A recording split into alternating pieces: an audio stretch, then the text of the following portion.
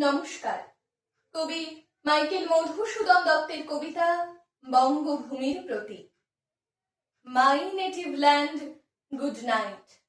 Byron. রেখমা দাসের এ মনে এ মিনতি করি পদে, সাধিতে মনের সাধ ঘটে যদি পরমাদ, মধুহীন করো না গো তব মনক্য কোনদে।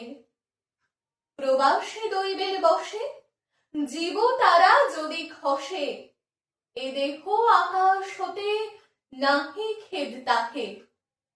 জন্মিলে মরিতে হবে, অমরকে কোথা কবে, চিরস্থির কবে নীর হায় রে জীবন নদে। কিন্তু যদি রাখো মনে নাহি মাদরি সমনে, মক্ষিকাও গলে না গো পড়িলে অমৃত প্রদে। সেই ধন্য নরকুলে লোকে যারে নাহি ভুলে, মনের মন্দিরে সদা সেবে সর্বজন।